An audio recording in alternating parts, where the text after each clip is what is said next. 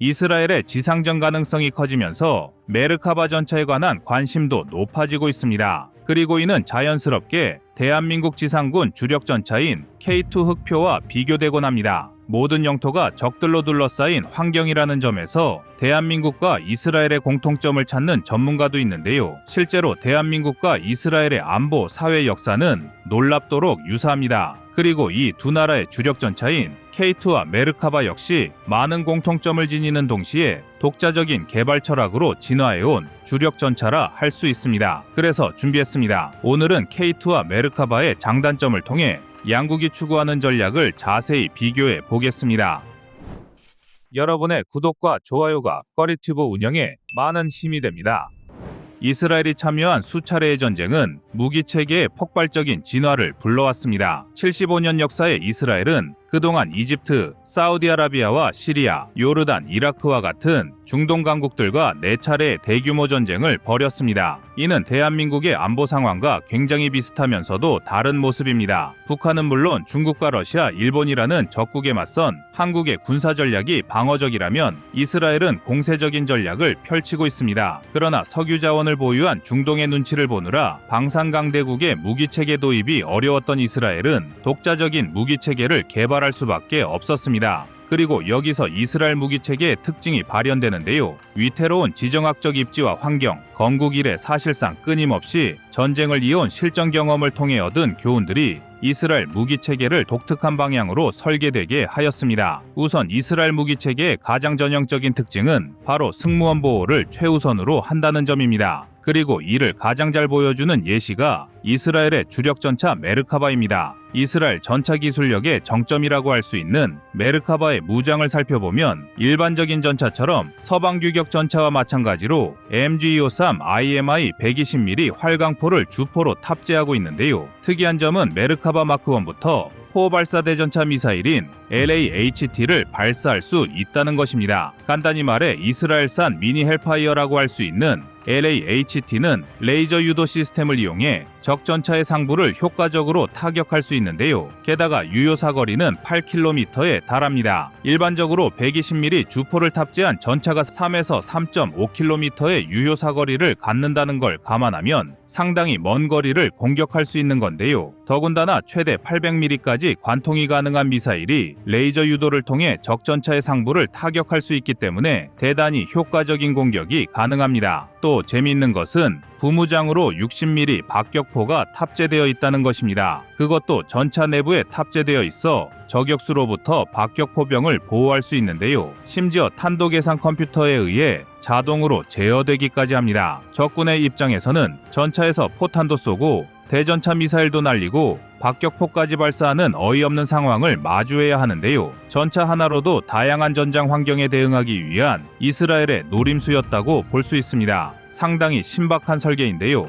그런데 메르카바의 진짜 장점은 여기서 끝이 아닙니다. 앞서도 말했다시피 메르카바는 화력보다 방어력에 더욱 집중한 전차입니다. 단적인 예로 메르카바의 파워팩은 상당히 특이하게도 전차 전면부에 탑재되어 있는데요. 이는 엔진이 차체 앞에 설치됨에 따라 전면부 피격 시 서스펜션과 엔진이 모두 승무원 보호를 위한 방어 체계로서 기능하기 위함입니다. 또한 이덕의 장갑차처럼 차량 후미에 별도의 출입문이 설치되어 유사시 승무원 탈출이 용이하게 설계했는데요. 예비 포탄 탑재량을 절반 정도로 줄이면 최대 6명의 병력을 추가로 수송할 수도 있습니다. 의도치 않게 전차로서 장갑차의 역할까지 함께할 수 있는 셈인데요. 이뿐만이 아닙니다. 메르카바는 V자형 하부 장갑을 채택했습니다. 이런 형식은 한국의 레드백에서도 찾아볼 수 있는 하부 장갑인데요. 지뢰 폭발 시 폭발 압력을 분산시켜서 승무원에 대한 충격을 감쇄시키는 원리입니다. 이처럼 메르카바는 그 강력한 방어력과 뛰어난 승무원 보호 능력을 중점으로 두고 꾸준히 발전을 거듭해왔는데요. 이스라엘에게 전차는 지상전의 승패를 결정짓는 가장 중요한 무기체계입니다. 제2차 중동전쟁 당시 주변의 아랍 국가들에 비해 수적으로 불리한 이스라엘은 아랍 국가들보다 우수한 성능의 전차를 확보하는 것이 중요하다는 사실을 깨달았습니다. 하지만 처음부터 국산 전차를 개발할 생각이었던 건 아닌데요. 본래 이스라엘은 영국의 최신형 전차 치프틴 개발 과정에 참여하고자 했습니다. 그러나 제3차 중동전쟁 이후 영국이 아랍 국가들의 압력에 의해 이스라엘과의 치프틴 전차 개발 계획을 취소해버리자 이스라엘은 독자적으로 전차를 개발해야만 했는데요. 이 와중에 제4차 중동전쟁이 발발하면서 이스라엘군은 이집트군의 대전차 미사일과 로켓포 공격에 전차 110대 중 85대를 고작 3분 만에 날려먹는 참패를 겪게 되었습니다. 이런 교훈이 있었기에 메르카바의 방어력에 그토록 집착하게 된 것입니다. 그리고 이런 설계 사상은 메르카바 마크4까지 고스란히 이어졌습니다. 우주선을 떠올리게 하는 넓고 납작한 포탑은 극단적인 경사장갑을 추가하기 위함인데요. 경사각도에 따라 실질적인 장갑의 넓이를 확장해서 동일 두께 장갑 대비 높은 방호력을 의도한 것입니다. 또한 포탑 주변에는 외장식의 모듈 장갑 방식을 적용했는데요. 이를 통해 적화기의 장갑이 손상되더라도 피탄된 부분만 단시간 내에 교체할 수 있도록 한 것입니다. 결정적으로 메르카바 마크4는 두 발의 전차 미사일과 로켓포에 대응하기 위하여 국산 트로피 체계를 장착했는데요. 이는 4개의 레이더 안테나로 360도를 감시하면서 접근하는 대전차 미사일을 완전 자동 요격시키는 능동 방어 체계로서 이를 통해 전차 방어 능력에 방점을 찍었습니다. 물론 그렇다고 해도 메르카바가 완벽한 전차라는 뜻은 아니며 많은 단점도 지적되고 있습니다. 우선 메르카바의 가장 큰 단점으로 무기 편의성이 꼽히는데 가령 메르카바엔 그 흔한 자동장전 장치조차 없습니다. 이로 인해 메르카바엔 탄약수가 최대 4명이 필요한데요. 물론 현대전차에서 자동장전 장치가 필수라는 뜻은 아닙니다. 대표적으로 미국의 M1 에이브람스도 여전히 수동장전 장치를 고집하고 있습니다. 하지만 자동장전 장치의 유무는 전투 지속력 측면에서 상당히 중요합니다. 일례로 에이브람스의 경우 숙련된 병사를 기준으로 7초 한 발 재장전이 가능합니다. 이는 분당 8에서 9발에 해당하는데요. 하지만 이는 어디까지나 전차 교범 기준이고 숙련도에 따라 장전 속도도 천차만별입니다. 더군다나 전투가 길어질수록 탄약수의 전투 피로도가 급증할 수밖에 없습니다. 반면 K2의 경우 자동장전 장치를 탑재하면서 분당 최대 10발 이상의 장전이 가능하며 기계인 만큼 지칠 일도 없습니다. 또 중량도 문제인데요. 메르카바 마크4는 전장 9m, 전폭 3.7m, 전고 2.6m로 K2와 거의 유사한 크기입니다. 그런데도 K2의 전투 중량이 56톤에 불과한 데비해 메르카바 마크4의 중량은 무려 65톤에 달합니다. 이 정도면 영국의 챌린저2를 제외하면 주력 전차 중에서도 가장 무거운 축에 속하는데요. 이 때문에 메르카바 마크4에 이르러서야 K2와 마찬가지로 1500마력의 엔진을 탑재하면서 시속 67km가 가능해졌습니다. K2가 시속 70km는 너끈히 돌파하는 걸 생각하면 상당히 느린 속도인데요. 또 방어력을 높이기 위해 엔진을 차체 전면에 배치하면서 조종수의 위치가 굉장히 후방구로 빠졌고 이로 인해 메르카바 마크4는 조종이 어려운 것으로 악명이 높습니다. 사실 메르카바에 특이할 정도로 심한 방어력 집착과 대전차 미사일, 박격포까지 탑재한 무장은 시가전이 잦은 이스라엘군의 전장 환경을 반영한 것입니다. 그러니 기동력이나 편의성을 희생하더라도 괜찮았던 건데요. 쉽게 말해 이스라엘의 전장 환경에 맞춘 선택과 집중이었던 것입니다. 이를 증명하듯 방산 시장에서 10위권에 머무르는 이스라엘이지만 메르카바 수출 사례는 거의 없습니다. 지나칠 정도로 이스라엘의 특수한 환경에만 목적을 맞춘 전차이기 때문인데요. 하지만 이스라엘은 수출보다 더 중요한 것을 깨달았는데요. 바로 승무원의 생존입니다. 이스라엘은 전차보다 인적 자원이 더 가치 있다고 판단한 것입니다. 그도 그럴 게 이스라엘의 넓이는 고작 22,145제곱킬로미터에 불과한데요. 전라도와 거의 엇비슷한 크기입니다. 또 2021년 기준 인구수는 936만 명을 조금 넘는데요. 이 정도면 2021년 기준 서울특별시 인구 966만 명에도 못 미치는 것입니다. 또한 산유국에 둘러싸여 있음에도 전 세계에서 손에 꼽힐 정도로 자원 빈국인데요. 이런 최악의 상황에서 이스라엘은 철저한 인적 자본으로 성장한 나라입니다. 그래서 전장에 나가는 군인의 생명을 보호하는 것을 교리상 가장 앞에 둘 수밖에 없는 것입니다. 더군다나 아랍의 대국들과 육지로 연결된 채 몇십 배의 인구를 상대로 전쟁을 이어가려면 당연하기까지 한 선택인데요. 이스라엘은 지금도 좋기 50배에 달하는 적대국 인구에 둘러싸여 살고 있습니다. 그만큼 전문성과 지혜를 총동원하여 국가안보 대응책을 수립하지 않으면 안 될 절대적으로 위협적인 환경 속에 있습니다. 그렇기 때문에 이스라엘 안보는 대응의 자유와 최대 군사력 확보라는 개념에 바탕을 두고 있습니다. 이스라엘은 일단 적으로부터 도발을 받으면 반드시 대가를 치르도록 대응하겠다는 강력한 보복 정신을 가지고 있습니다. 그리고 보복은 무차별적으로 이루어지는 것이 아니라 충분한 군사력을 바탕으로 한 정교함과 동시에 확증 파괴력이 동원된 타격으로 적의 공격 의지를 상실케 하고자 합니다. 이는 대한민국도 역시 마찬가지입니다. 한국의 주적은 북한을 대상으로 하고 있지만 가장 대표적으로는 중국이 있고 일본까지도 절대 간과할 수 없습니다. 실제로 한국은 이미 중국, 러시아, 일본 등과 같은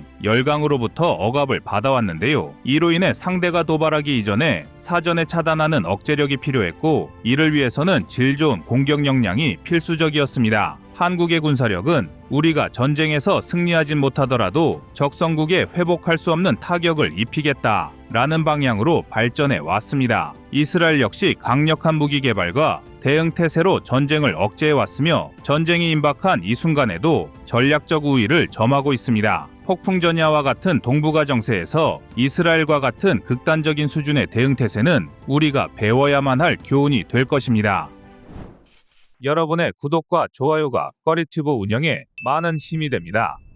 다음은 24년 9월 25일 아르메니아 K2 영상입니다. 러시아, 튀르키예, 이란에 둘러싸인 형국의 아르메니아는 21세기에 접어든 지금도 안보 위협이 상당히 큰 나라로 평가를 받고 있습니다. 아르메니아의 입장에서 러시아는 필요할 땐 우방을 자처하다가 막상 자신들의 이익이 없으면 언제든 아르메니아를 씹던 껌처럼 버려온 나라이며 튀르키예는 과거 아르메니아를 침략했던 오스만 제국의 계승국가이다 보니 국가 간의 관계가 매우 불편한 처지입니다. 또한 지리적으로 중동과 가깝기 때문에 중동 일대에서 군사적 분쟁을 유발하고 있는 이란의 위협도 배제할 수 없어 다양한 안보 위협이 자리하고 있는데요. 세계 2위의 군사력을 가진 러시아뿐만 아니라 튀르키예와 이란 모두 해당 지역에서는 나름의 군사 강국으로 평가를 받는 전력을 보유하고 있기 때문에 아르메니아는 매년 GDP의 5%가 넘는 엄청난 예산을 국방에 투자하고 있으며 매년 국방비 증가율이 10%를 가뿐히 넘기고 있습니다. 게다가 국경을 맞대고 있는 아제르바이잔과의 군사 충돌도 빈번하여 안보 문제에서는 그 어떤 나라보다도 시급한 과제를 안고 있는 나라가 아르메니아입니다. 그리고 그런 아르메니아가 한국산 무기에 관심을 드러낸 것인데요. 아르메니아의 현지 매체인 옥스에이지의 보도에 따르면 서울에서 개최된 리임에 참석한 수렌 파피키안 국방장관이 한국과 K2 전차를 도입하기 위한 구매 협상을 진행했습니다. 리임은 인공지능의 책임 있는 군사적 이용에 관한 고위급 회의를 의미하는데 파피키안 국방장관이 여기에 참석한 것은 표면적인 명분이고 그 이면에는 한국의 방산 무기를 도입하기 위한 물밑 협상을 진행하려 했다는 것이 현지 매체의 주장입니다. 이 밖에도 파피키안 국방장관은 한국의 외교부 장관을 비롯하여 다수의 장관과 오찬을 가진 것으로 알려졌는데요. 한국과의 국방장관이 직접 방문하여 K2 전차 구매를 타진했다는 것은 다시 말해 아르메니아에서 한국산 전차 도입을 상당히 중요하게 바라보고 있다는 것을 의미합니다. 아르메니아의 지상 전력은 주로 소련제 무기로 구성되어 있는데 가장 주력으로 활용할 수 있는 전력이 3세대 수준으로 평가받는 T-80 계열의 전차입니다. 이마저도 서방의 3세대 전차보다는 다소 기술력이 뒤떨어진다는 평가가 많으며 게다가 현재는 3.5세대 전차가 지상 전력의 핵심으로 자리하고 있기 때문에 3세대 전차로는 주변의 군사 강국을 상대하기엔 많이 부족한 전력을 보유하고 있습니다. 또한 러시아는 자국의 이익을 위해 일부 무기를 아르메니아에 지원해주며 우방 흉내를 냈었지만 지금은 경제적인 이익이 없다는 판단하에 지원을 중단하고 아르메니아를 토사구팽하는 모습을 보이고 있다는 점도 새로운 전차의 필요성을 높이는 요소입니다. 아르메니아 입장에선 제대로 된 사후 지원을 받기 어려운 러시아 전차를 이선으로 밀어내고 보다 확실한 신뢰성을 갖춘 신형 전차를 도입해야 장기적으로 안정적인 군대 운영이 가능합니다. 아르메니아가 필요한 전차의 조건을 다시 정리하자면 3.5세대 이상의 최신 성능을 갖추고 있으며 안정적으로 운용할 수 있는 납품과 사후 지원을 갖추고 있어야 하는데요. 아르메니아는 자신들의 요구사항에 가장 적합한 전차로 K2를 선정한 것입니다. K2 전차는 현대위아에서 개발한 120mm 활강포 CN08을 탑재하였으며 자동장전 장치를 가지고 있어 빠른 사격이 가능합니다. 포탑 후방에 16발의 탄약을 적재할 수 있으며 자동장전 장치를 활용하면 1분당 최대 10발 이상의 포탄을 발사할 수 있을 정도로 빠른 재장전 속도를 가지고 있는데요. 여기에 더해 날개 안정 분리 철갑탄을 사용하기 때문에 적 전차에 대한 관통력도 우수한 장점을 가지고 있습니다. 한국군이 사용하는 K-79 날탄을 사용하면 2km의 거리에서 최소 800mm 이상의 관통력을 확보한 것으로 알려졌으며 한국은 열화우라늄탄에 비해 관통자가 약한 텅스텐을 사용함에도 불구하고 탄심이 뭉툭해지는 머시루밍 현상을 개선하여 관통력을 열화우라늄탄에 준하는 수준으로 만들기도 했습니다. 또한 K2는 적의 공격으로부터 전차를 보호하기 위한 능동 방어 장치가 탑재되어 아군의 생존성을 향상시킬 수 있으며 이외에도 적의 중성자탄의 위험을 감지하고 오염 지역을 우회하는 것까지 가능한 전천후 전차입니다. 그렇다면 K2가 상대해야 할 나라들은 어떤 전차를 운용하고 있을까요? 먼저 이란은 자체 개발한 줄피카 전차를 주력으로 운용하고 있습니다. 특히 2012년에 공개된 줄피카3는 러시아의 T-72를 모방하여 개량한 전차로 이란의 전차 중에서는 나름대로 최신 기술을 최대한 도입한 것으로 알려진 전차입니다. 줄피카3는 125mm 주포를 탑재하였기 때문에 구경만 놓고 보면 120mm 주포를 사용하는 K2보다 더 강한 화력을 가지고 있을 것처럼 보이지만 문제는 포신이 겨우 43구경장으로 55구경장을 탑재한 K2보다 훨씬 짧은 포신을 가지고 있다는 것입니다. 포신이 짧다는 것은 발사한 포탄이 포신 내부에 머무는 시간이 줄어든다는 것을 의미하며 그렇게 되면 장약의 폭발로 발생하는 가스 압력을 충분히 받지 못해 포탄의 초속이 감소하게 됩니다. 그리고 포탄의 초속이 감소한다는 것은 포탄의 운동 에너지가 감소하여 관통력이 줄어든다는 치명적인 문제를 발생시키는데요. 장갑 관통력이 떨어진다는 것은 결국 적 전차를 상대로 제대로 된 화력을 낼 수 없다는 점에서 전차에겐 치명적인 단점으로 작용할 수밖에 없습니다. 또한 K2는 1500마력의 출력을 낼 수 있는 엔진을 사용하고 있지만 줄피카3는 1000마력 엔진을 사용하기 때문에 전차의 기동성에서도 K2가 더 우세하다고 할 수 있습니다. 마지막으로 전차의 방어력을 좌우하는 장갑 측면에서도 줄피카3는 K2의 상대가 되지 못하는데요. 복합 장갑을 사용하는 줄피카3와 달리 K2는 반응 장갑을 탑재하여 더 뛰어난 방어력을 보유하고 있습니다. 반응 장갑이란 폭발성 물질이 내장된 장갑판을 전차에 추가로 부착하여 적의 공격을 받으면 폭발 반응을 통해 적 탄두의 관통력을 약화시키는 방식을 의미합니다. 반응 장갑은 방어력 증대 효율이 높기 때문에 1톤의 반응 장갑을 증설하면 강철 장갑 10톤을 증대시키는 것과 같은 효과를 얻을 수 있을 뿐만 아니라 현대 전장에서는 전차와 전차가 맞붙거나 각종 대전차 화기의 공격으로부터 전차를 보호하기 위해서는 필수적인 방어 체계입니다. 일례로 미국은 걸프 전쟁과 이라크 전쟁을 거치면서 각종 대전차 무기의 고전을 면치 못하였고 반응 장갑의 탑재가 얼마나 중요한지 실전에서 몸소 경험하였는데요.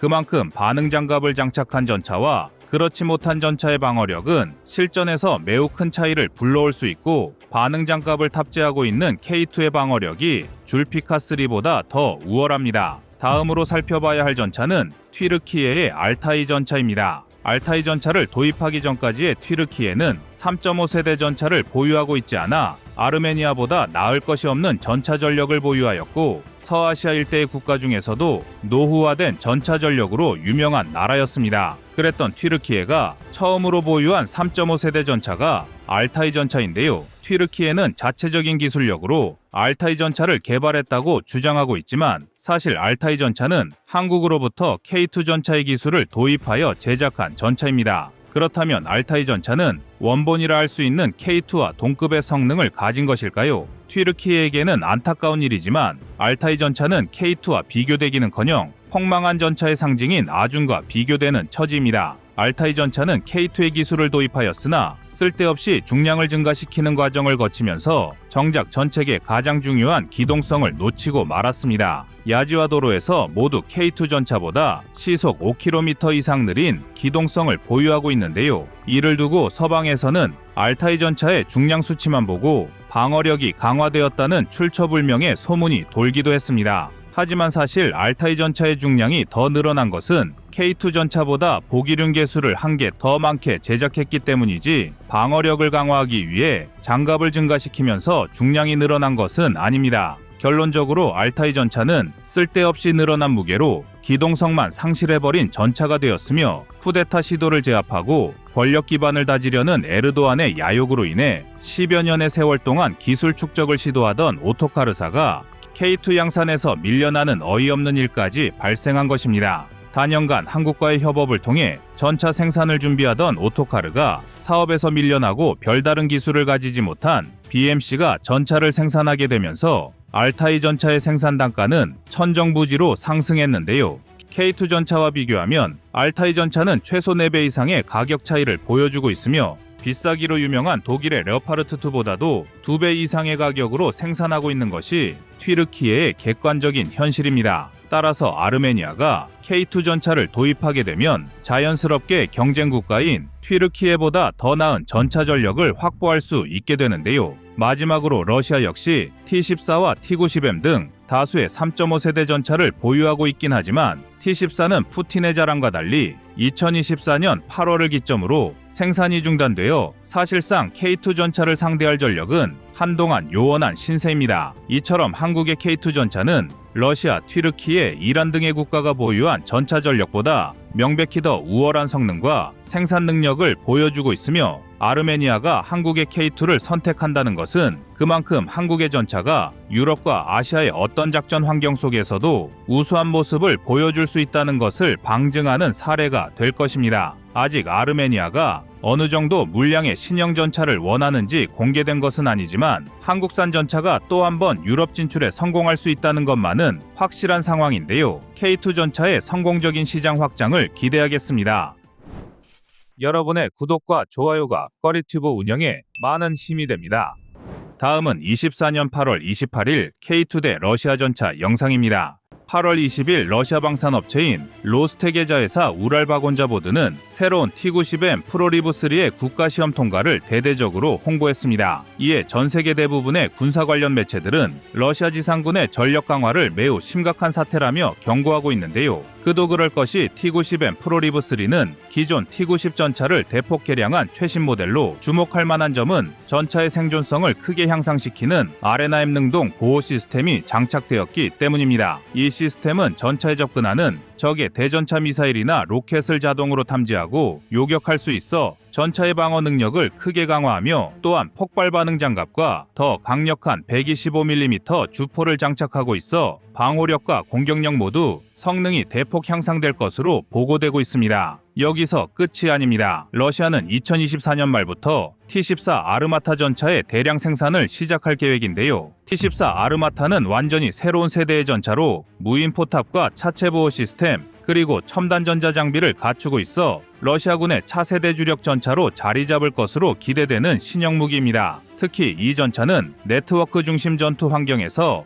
다른 전차 및 전투 차량과 실시간으로 데이터를 교환할 수 있는 기능을 갖추고 있어 현대전장에 매우 적합한 모델로 평가받고 있습니다. 이러한 러시아의 기갑 전력 강화는 특히 우크라이나 전쟁과 같은 현대전장에서의 실전 경험을 바탕으로 이루어지고 있으며 러시아군의 기갑 부대 운용 전략에도 큰 변화를 불러올 것으로 보이는데요. 전장의 상황에 따라 자칫 전쟁의 향방과 앞으로 러시아군의 침략 전략도 영향이 클 것으로 전망되고 있습니다. 만약 러시아가 우크라이나를 때려 눕히고 다음 행선지를 발트 3국이나 폴란드 쪽 대평원으로 잡는다면 그야말로 친기직한 이후 유럽의 최대 위기가 올지도 모르는 상황인데요. 폴란드가 K2 전차를 도입하고 루마니아가 신형 전차 도입 사업을 본격화한 것 역시 그만큼 러시아의 기갑 전력이 동유럽 국가들의 실질적인 위협이 되고 있다는 방증입니다. 그렇다면 현재 폴란드 지상군의 마지막 보루인 K2 전차는 이들 신형 러시아 전차와의 일전에 대비가 되어 있을까요? 주요 성능을 먼저 비교해보면 자동 장전 장치를 탑재한 120mm L-55 활강포를 사용하는 K2에 비해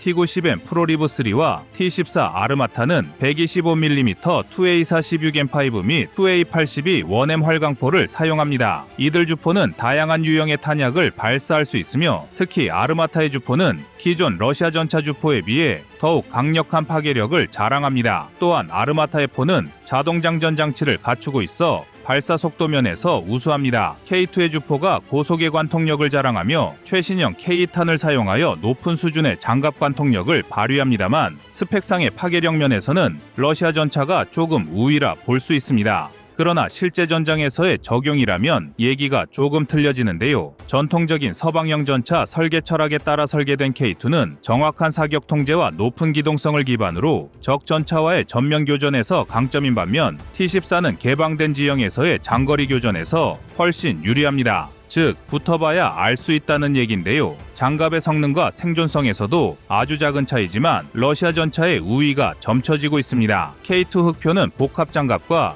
능동 방어 시스템을 갖추고 있으며 RPG와 같은 휴대용 대전차 무기에 대한 강력한 방어력을 제공합니다. 또한 접근하는 대전차 미사일을 탐지하고 요격할 수 있는데요. T-90M과 T-14 아르마타는 모두 레리크트 폭발 반응 장갑과 RNAM 능동 보호 시스템을 갖추고 있지만 여기에 더해 T-14 아르마타는 완전히 새로운 차원의 무인 포탑과 고급 방어 시스템을 채택하여 승무원의 생존성을 극대화했습니다. 또한 T-14는 강력한 APS와 함께 레이더 신호 감소의 기술을 통해 적의 탐지 및 타격을 어렵게 만듭니다. 기동성과 엔진 성능은 K2 흑표의 압도적인 우세입니다. K2 흑표 전차는 1500마력의 디젤 엔진과 첨단 유압식 서스펜션 시스템을 통해 다양한 지형에서의 안정적인 주행이 가능합니다. 특히 비포장도로나 험난한 지형에서도 빠르고 민첩하게 움직일 수 있는데요. T-90M은 분명 1130마력 엔진 탑재로 충분한 기동성을 제공한다고 밝히고 있지만 험난하고 불규칙한 전장의 상황에 대응하기엔 K2에 비해 부족한 것이 사실입니다. 여기에 T-14 아르마타는 1500마력 이상의 강력한 엔진을 탑재하여 K2와 유사한 기동성을 갖췄다고 홍보하고 있는데요.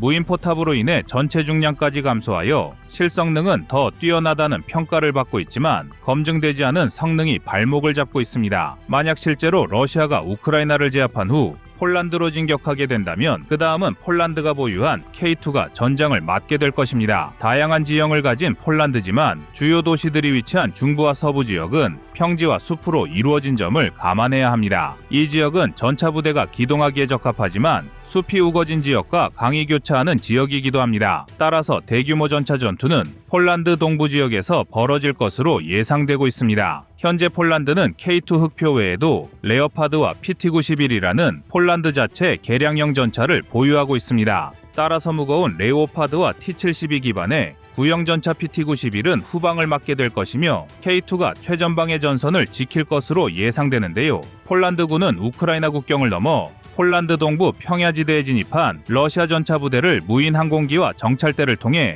전차의 움직임과 진격 경로를 파악할 것입니다. 평원에서의 K2는 뛰어난 기동성과 신속한 사격 능력을 바탕으로 러시아 전차 부대의 측면을 공격하는 전술을 사용할 것이며 특히 능동 방어 시스템은 러시아 전차의 대전차 미사일을 요격하는 데 효과적일 것입니다. 폴란드군은 숲과 강을 활용해 러시아 전차 부대를 유도하고 이를 통해 기습과 매복 전술을 사용해 적의 기동을 저지할 것입니다. 특히 숲이 우거진 지역에서는 T-90M과 T-14 아르마타의 기동이 제한될 수 있으며 폴란드군과 K2는 이 지형적 이점을 최대한 활용해 러시아 전차 부대를 분산시키고 각계 격파를 시도할 수 있습니다. 그리고 만약 러시아 전차 부대가 폴란드 내 주요 도시로 진격을 시도할 경우 폴란드군은 도심 지역에서 방어를 강화할 것입니다. 이때도 K2 흑표 전차와 레오파드2 전차는 도시의 좁은 골목과 복잡한 지형에서의 전투를 대비하여 방어선을 구축하게 되는데요. 이러한 시가전에서는 전차의 기동성이 제한되기 때문에 폴란드군의 대전차 무기와 보병 지원이 중요한 역할을 할 것입니다. 즉 전차 전력에서 밀리지 않는다는 가정하에 보급이 용이하고 지형을 잘 파악하고 있는 폴란드군이 유리할 것입니다.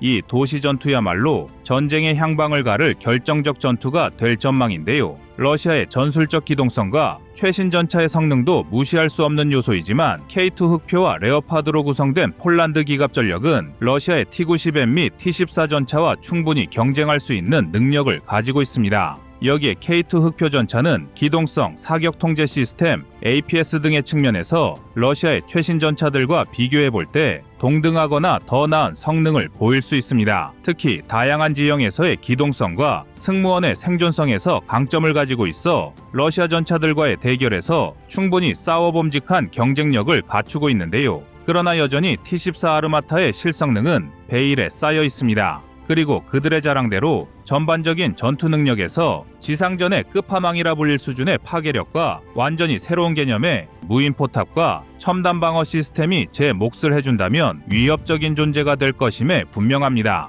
그러나 정작 문제는 이러한 성능이 한 번도 검증받지 못했으며 러시아군 내부에서도 이런 스펙상의 뻥 성능을 온전히 믿지 못한다는 점입니다. 따라서 동유럽 국가들이 한국에 K2 전차를 도입했거나 도입할 예정인 것은 현재 가능한 선택지 중에서 현명한 방안이며 최선의 선택이라 할 수 있습니다. K2의 최첨단 능동 방어 시스템과 120mm L-15 활강포는 어떠한 전장에서든 적을 압도할 수 있는 화력을 제공하며 전천후 기동성은 어떠한 지형에서도 빠르게 움직이며 치명적인 타격을 가할 수 있습니다. 폴란드는 이미 K2 전차의 성능에 깊은 인상을 받았고 2차 물량 도입을 통해 이 전차를 자국 방어의 핵심으로 삼을 계획인데요. 여기에 루마니아를 비롯한 여러 동유럽 국가들 역시 K2 전차의 도입을 검토하고 있어 한국의 방산업체들은 K2 전차가 유럽 전역에서 더 많은 주문을 받을 것으로 기대하고 있습니다. 이는 한국의 방산 산업이 더 이상 동아시아에 국한되지 않고 글로벌 방산 시장에서 절대 강자로 자리매김하고 있음을 증명하는 것입니다. K2 흑표 전차는 이제 한국이 세계 방산 시장에서 얼마나 강력한 플레이어로 성장했는지를 보여주는 상징적인 존재입니다. 세계 최고 수준의 성능과 폴란드 등 유럽 국가의 실전 테스트에서 보여준 내구성과 신뢰를 바탕으로 K2 전차는 전 세계 전차 시장을 평정할 준비가 되었습니다. 이상 꺼리튜브였습니다.